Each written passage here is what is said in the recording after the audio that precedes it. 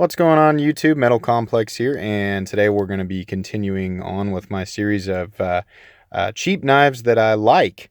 Today we're going to be looking at a Kershaw. Love Kershaw, specifically because they make some excellent budget folders. This is an assisted opening folding knife, flipper folding knife. There's not really a name for it. It's the 1338WM. It is my understanding, this is another employee's knife that works here at the dealership. His name's Terry, who lent it to me for this video. You can only get these in a 2-pack at Walmart, I guess. And I don't know what the other knife is. He says he's got it. I might do a review on that one, depending on what it's like. But anyways, the 2-pack's $20, making this the insinuated cost of this as $10. I looked up on eBay to see if I could find one by itself, and I found them for about $15. So let's call this a $15 knife. I think this is an excellent $15 knife. Let's compare size here real quick, of course, like we always do with the good old Hinder XM18. Boop. Come on there, guy. Stand up. Not going to do it. About the same length.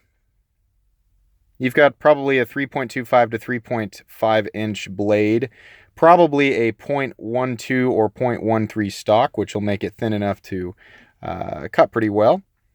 Let's go ahead and put that back there, just so she doesn't roll all over the place. Handles are FRN or plastic, fancy word for plastic. FRN is used by Spyderco. I don't know if it's exactly FRN, but it feels like it's plastic. But, you know, your Benchmade Griptilian, famous model, definitely uses FRN or plastic. And a lot of your Spyderco knives will have options in FRN. Decent strength, and it weighs less. So there you go. Obviously, in this case, it costs less. I imagine that's a benefit with Benchmade and Spyderco too. So not bad. That's fine. Part of the reason that the cost is down. This is a classic drop point blade with a nice fine tip there. Probably not going to be the strongest blade in the whole world, but that's fine because this is just an inexpensive everyday cutting tool. This is actually pretty sharp, and I think Terry strops it. I think he kind of knows what he's doing there. I doubt that's a real DLC coating, but, you know, I've seen less expensive Kershaws that people have had for, you know, a long time, and they don't seem to wear too bad. So I imagine it you know, does an okay job. This is likely entry-level high carbon steel that's soft. So it's probably necessary that there's something on there. You know, it's going to get dull, and you're going to need to sharpen it. But, you know, gosh, for what it's designed to be used for, which is light cutting tasks, not bad. This is a liner lock knife. Oh, and the liners are definitely steel. Those are steel liners all the way through the body. So there's a plus there. It's an open body design or pillar construction design.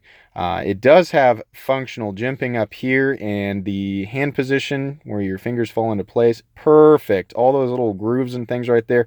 That was designed very well with the thumb ramp and some fairly functional jimping right there. This is an assisted opening knife, and it functions just fine with no blade play. No blade play on a $15 knife. That is awesome. Over time, sure, this has got Teflon washers. I imagine the tolerances aren't great, but, you know, Kershaw's budget line is notorious for being, you know, having pretty good quality control for the money. So again, keep in mind, for $15, that's pretty cool to get a blade that's, you know, ergonomically designed, that locks up tight. And, you know, our engagement here on the liner lock is, if we can see that, it's black there. It looks like about 70%. I did push down pretty hard on this when I was inside, and no accidental disengagement. So that's good. You know, again, I don't know how hard you'd have to hit it to get it to disengage, but just use your knives correctly, and you're not going to have to worry about that. The blade, surprisingly, is fairly centered. It's okay. It doesn't rub, which is the thing that bothers me. If it doesn't rub and it locks out tight, great. It does actually kick pretty hard, too. Not that that even matters, but you've got a fairly beefy stop pin back here to absorb that impact. The flipper tab is definitely designed well. I mean, it's got those ridges on there where you're supposed to put your finger, and you just give it a light press and the blade deploys. So, you know, all the way around good. You've got a simple Torx head pivot there for tightening or taking the knife apart. You've got 2 body screws on each side. Would have been nice to see them go all the way through, but I can understand, you know, with the FRN trying to keep the cost down, they probably had to put screws into both sides there. The pocket clip, sorry. If you remember a couple episodes back, I showed Ricky's knife, his ZT0095. This is a very similar design to that. So I know if these get caught, they you know, on something when you're sitting down or standing up, they're gonna snap off. That's just the nature of these. These are you know, thin stamped pocket clips, and it'll break. So be mindful of that. But again, you know, can't expect too much from a $15 knife. It is a deep carry clip, but the one thing I have to hit it on is the only way to carry this is tip down, which I definitely don't like in being right-handed, because you put it in your pocket, and then if something bumps in, I mean, it's not likely, let's be real, it's not likely, but if something bumps into that, then this will deploy this way in your pocket, which isn't good. But probably an unlikely circumstance unless you're banging it all over the place. Thumb stud position, it's got that little scallop right there, so you can get your thumb in here and deploy it just fine. And again, you know, something I always talk about in these videos, I don't know why. By the way, I do these out in these cars sometimes, number one, because it's convenient, and number two, because the lighting is good. I don't know if anybody was curious, that's why I do that.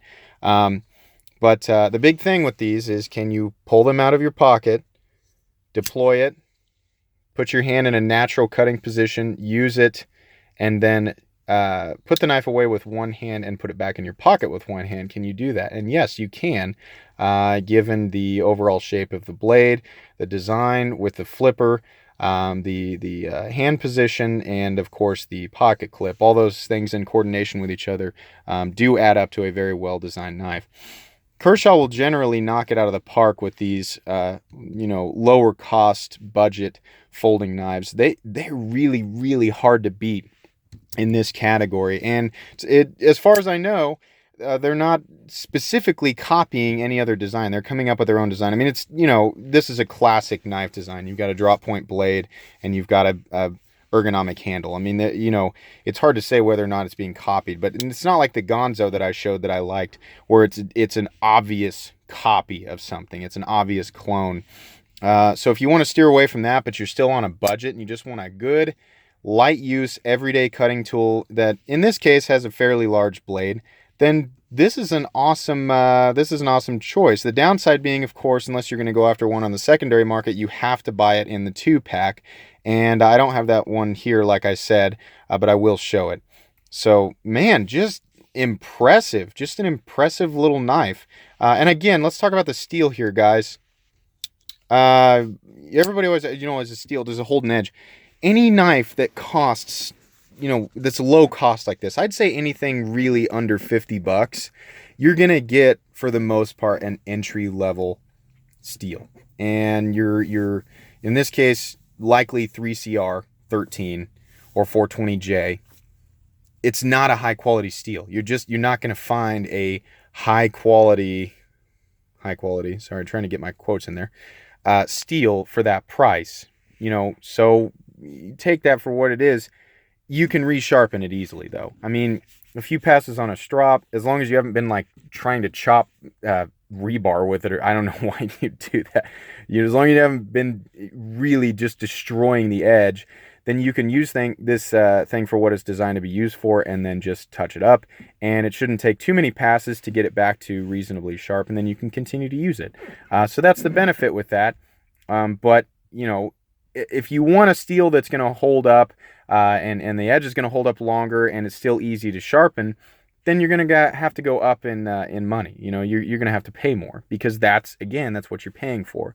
This is generally what you're going to see. But this is a great example of a well-designed functional cutting tool in this price range. Are there better things out there? Probably, you know, but I'm just going to go over things that I get my hands on, that I like, and that if the price impresses me, then I'm going to point it out.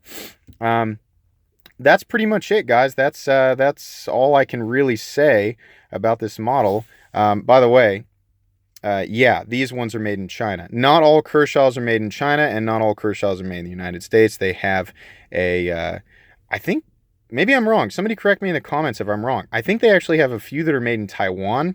They have a few that are made in China, and then they have the ones that are made in the United States. The ones that are made in the United States, it'll say Kershaw SpeedSafe USA on them.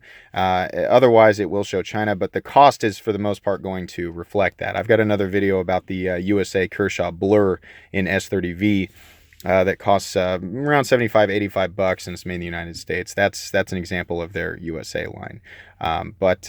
Anyways, if you enjoyed this video, please leave a like. If you'd like to check out my other content, I've got a few other reviews on some less expensive knives that I either do or don't like. And then I definitely have videos where I show much more premium cutting tools made in the United States, and I talk about those as well. So if you want to check those out, please do. And if you enjoy all that content, then subscribe to my channel, because there's definitely going to be regular uploads and a lot more content coming. But that is it for today, guys. So I'm going to sign off here, and thanks for watching.